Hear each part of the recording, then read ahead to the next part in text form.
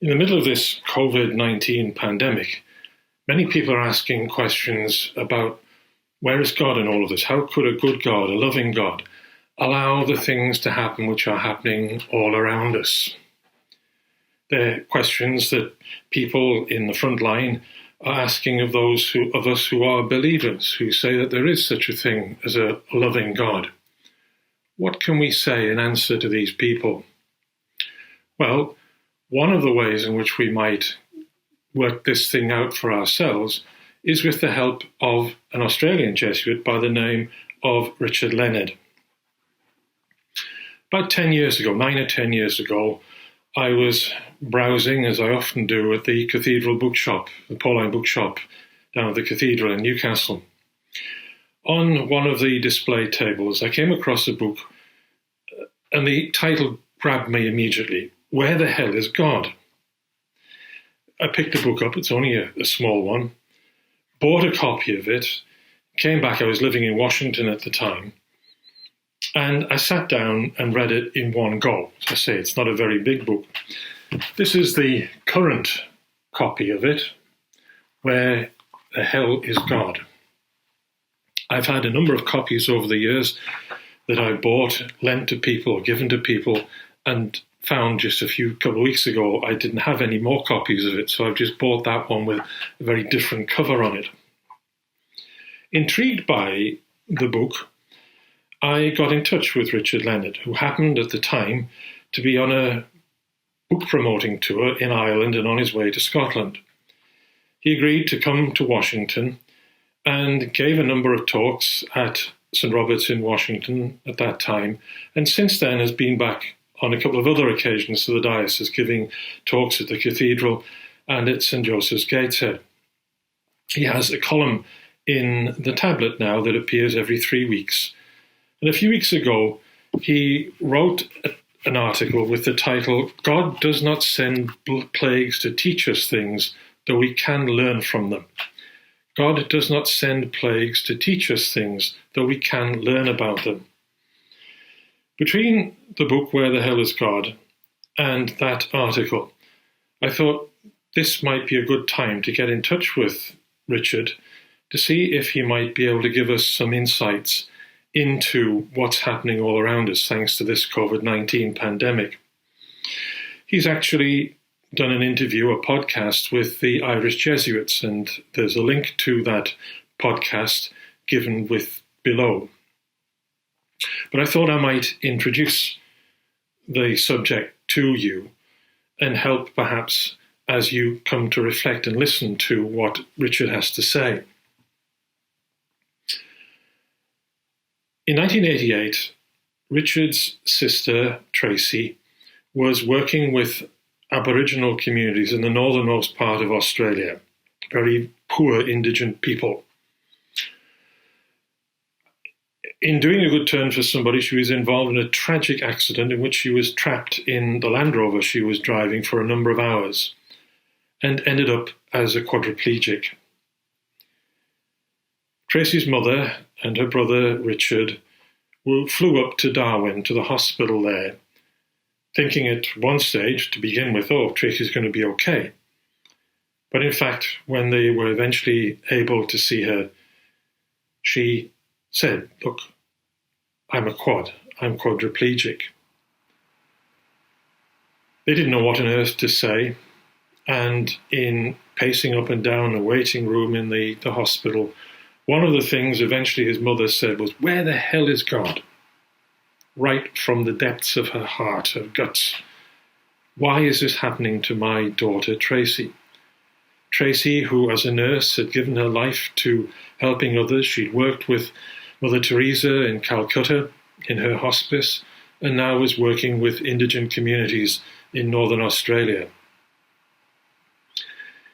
The book came out of Richard trying to work these things out for himself with the help of others, and also because of the reactions, the messages that his mother and himself received over the weeks following the accident. Some people went as far as to say Tracy must have done something terribly wrong for God to have done this to her. What an appalling idea of God that is. And yet some people have that idea. They call themselves Christians as well. Others, thinking they were being well-meaning, and they no doubt meant to be well-meaning, said, God only visits these such things on people who can cope with them. It's a great grace that Tracy has. God would only have sent this because she is able to cope with it, and so can you. Again, what sort of picture of God is that? Working through these things, Richard put together his book, Where the Hell is God? It's an interesting read and perhaps particularly relevant now that we're in the midst of this pandemic. He gave an interview, as I say, to the Irish Jesuits at the beginning of May, and I'm going to put a link to that interview after this video. It might help to have a few prompts in listening to this. It's about 18 minutes long. Just as the interview is beginning, the interviewer has obviously asked Richard about, well, you know, God sends plagues in the Old Testament. God does all kinds of terrible and wonderful things there. Isn't that part of our faith? And Richard, as the broadcast begins, is talking about the fact that the Old Testament, indeed the whole Bible, was written in a pre-scientific age. It was written with the knowledge that people had of the world around them at that time. We live in a very different age. We have different explanations for how things happen or why things happen. And our understanding of God needs to be seen, and the way God works has to be seen from that perspective. And he goes straight to the New Testament, which he says here is Jesus, who is the ultimate revelation of God, showing that actually it is justice, fidelity, love and compassion and mercy and those things that are what our God is about. The interviewer then goes on to ask Richard, well, okay, but these things are part of creation. How can we still accept that there is a God behind a creation when these things happen? Richard goes on to draw a distinction, a very famous one in theology, between God permitting or allowing evil and God promoting or sending evil. What he says is that actually we've got an imperfect world around us. That's the way things are. And Jesus comes to show us that God is not a destroyer. He actually comes to correct our vision of what God is like.